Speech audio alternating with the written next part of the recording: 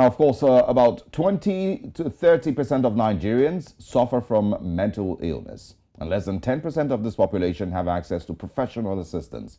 The World Health Organization estimates that only about 3% of the government's budget on health goes to mental health. In a country where mental health conversations are not first on the priority list, one of the trickiest ways to slip into daily discuss is by creating not so serious looking content for a very serious matter. And that is why today on the show we've got Dr. Bonju Babalola Abiri. She is a consultant psychiatrist, a mental health advocate, and CEO ReadyMed Consulting Services. She's addressing mental health issues one TikTok at a time. Good morning, Doc. Thanks for joining us. Good morning, and thank you very much for having me this morning. All right, let's first of all start with the idea of TikTok and mental health. This, to a normal person wouldn't make any sense because TikTok is meant most times for interesting content, the things that are funny, things that are interesting. So what's the connection? Well, so mental health is interesting. It just depends on who is looking and how it is that you're looking at it. I think that it's particularly important to state that the world continues to evolve.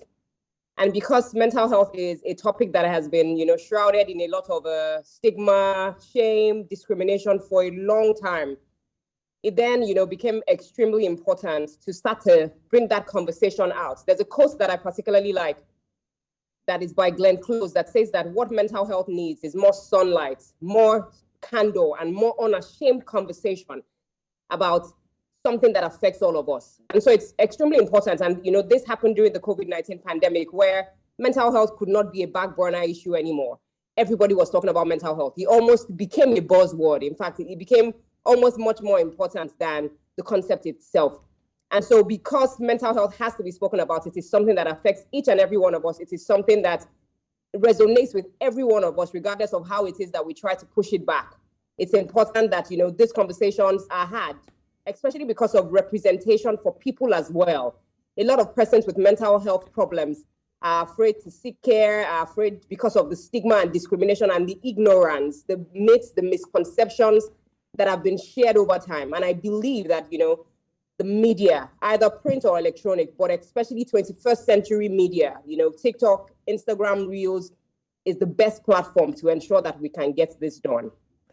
All right, Dr. Bonju, you've shared some of the challenges and the barriers to mental health, which of course is stigma and the fact that lots of people are not able to talk about it. Now let's talk about what these major mental health issues are, especially amongst Nigerians or Africans. But let's narrow it down to Nigeria. What would you say, from your experience, are the major mental health challenges that Nigerians have to face? Well, so when you look at mental health challenges, the honest truth is they can affect anyone, regardless of age, gender, socioeconomic status. And because of the particular, challenges we face as a people, people often say that Nigeria itself is triggering. Nigeria itself is traumatic. Don't let Nigeria happen to you. There's SAPA, there's JAPA. There are a lot of issues. There's insecurity, there's financial instability. And all of this would, create a stressor, which would then induce a response of some sort. And so many of the mental health challenges that we face in this day and age, common to Nigerians and Africans, and perhaps globally, would include, things like anxiety disorders, depressive illnesses, mood disorders, psychotic disorders, substance use disorders, as people try to cope with, the reality of what life is. And sometimes they may not be as big as those issues. You may have things like, relationship issues, difficulty to navigate change, difficulty to cope with the challenges of work. All of this are, they may seem small, but of course, at the end of the day, they may be diagnosable. Well, you of course creating engaging content via TikTok and other social media platforms. Thank you very much. Why did you choose this, and what's the response been like so far? So first of all, why did I choose this? For the longest time, people wanted professionals to talk about mental health, but nobody was doing it the way that people wanted to listen to it. People want representation, and I know that for patients, representation matters. For user groups, people who live with this illness every day, they wanted somebody to come out to talk about something that affects them, something that they go through every day. And so I saw this as, the perfect, platform, the perfect means to be able to talk about what our patients go through. Sometimes, in doing these videos, I actually internalize and personalize some of these things. And people seem to appreciate it. The response that I have gotten so far, I have people sending me DMs every day, sending me messages and saying that, thank you. For me, this is powerful. A few days ago, I shared a, reel that said that there's no shame in accessing help. And she said, for a condition that she struggled with for over 20 years, that simple text, that simple message, that simple reel gave a lot of power. So day in, day out, I have people who are reaching out, who are saying thank you, who are saying that you are, echoing what it is that I am going through. You are making it seamless, you are making it relatable, and you are making it real. And most importantly, you are making it seem like mental health does matter. So for me, it's been a lot of feedback, a lot of gratitude, and a lot of urge, to do more about what it is that seems to be empowering people. Dr. Bonju, the work that you do is very important. We're going to speak some more about this, but first, let's take a look at one of your TikTok videos. Difficult to identify and treat, largely because of the high capacity to function, which makes people not feel or appear depressed. You find this individual say things like, I have everything, I should be happy. What is the matter with me? The thing is, it's not something that's the matter.